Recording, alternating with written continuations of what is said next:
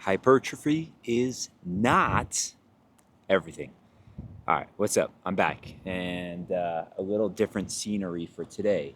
As you can see, I'm at a park, which technically speaking, I'm not allowed about 1,800 yards from parks, children's museums, water parks, amusement parks, and churches. But don't tell my PO.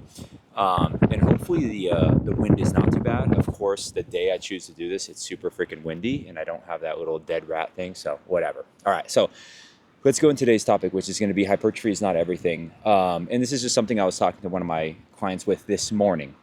And I don't really know how we stumbled upon this. Usually just me rambling like a fucking fool, like most days.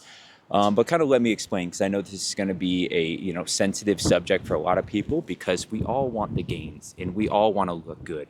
And trust me, I am all for that.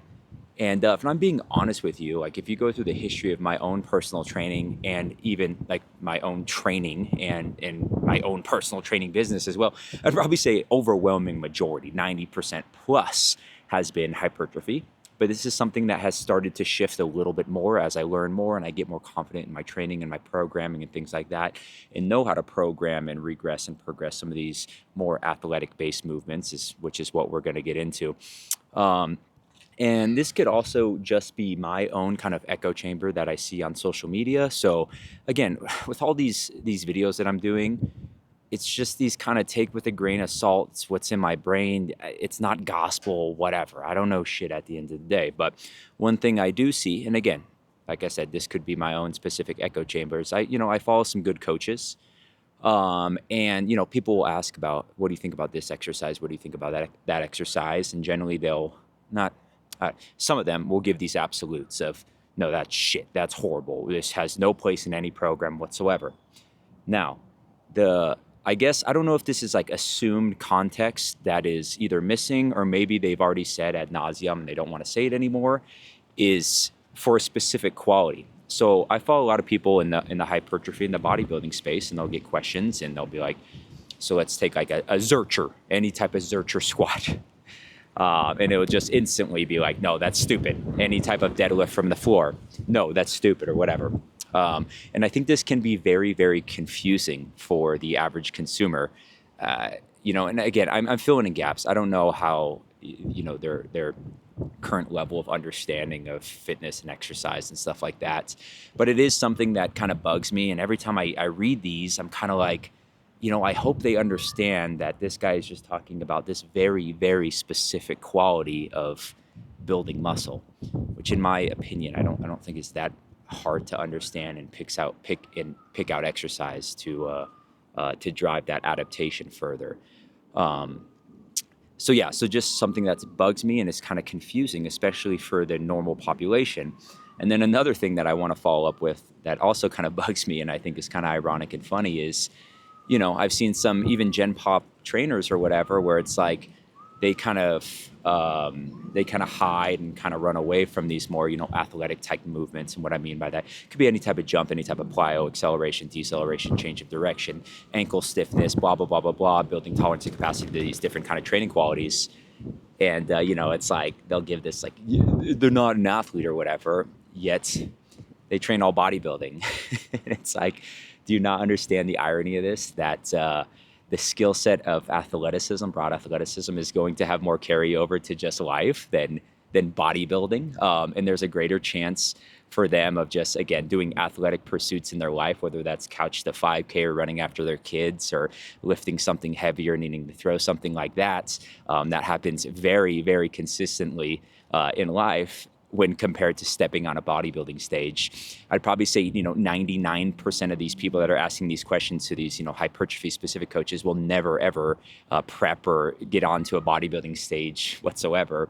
So, I do kind of recommend and encourage, whether you are just a normal individual or if you are a Gen Pop trainer, is to start learning a little bit more about these athletic-based movements. Because like I said, I do think they will have carryover.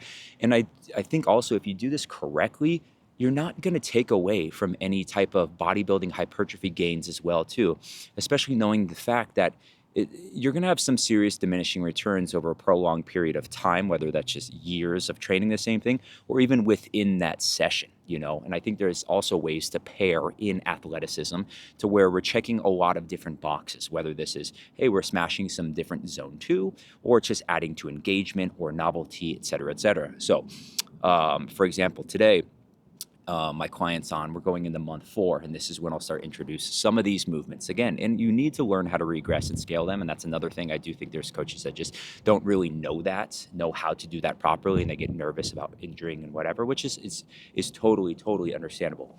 But my first A's or whatever, so primary exercise, we're doing a safety squat bar Hatfield variation, and then I would pair that with an intensive jump from a seated position. So essentially just rock, jump forward, okay? That is my introduction, because again, we want to keep things pretty simple.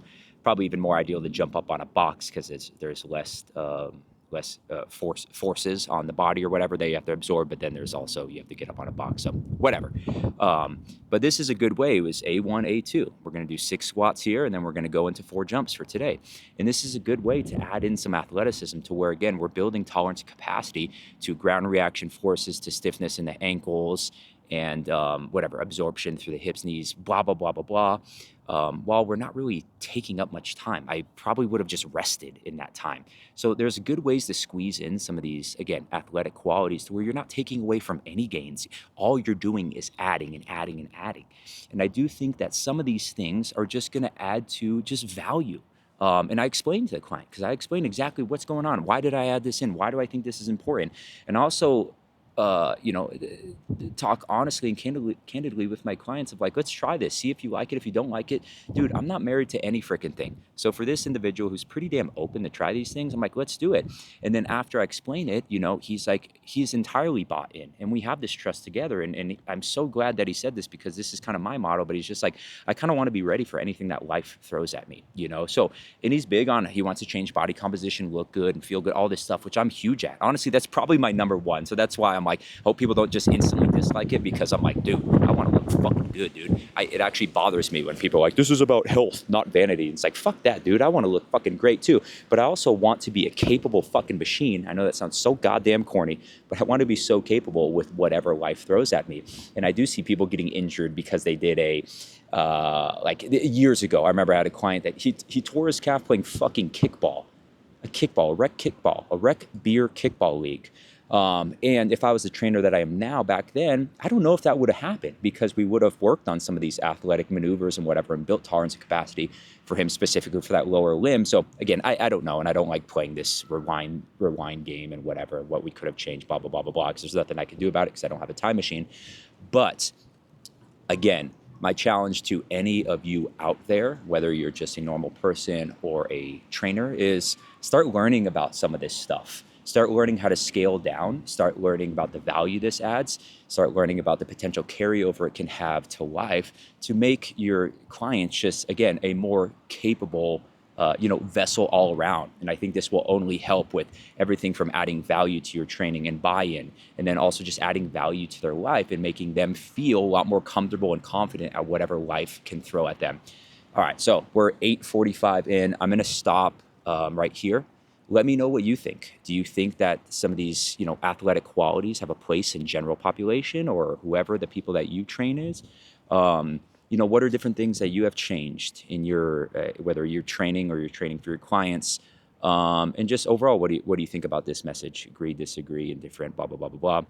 And then all the other YouTube normal shit, like, comment, subscribe, and I will be back probably tomorrow with another one of these kind of off the cuff talks. All right. Thanks, everybody.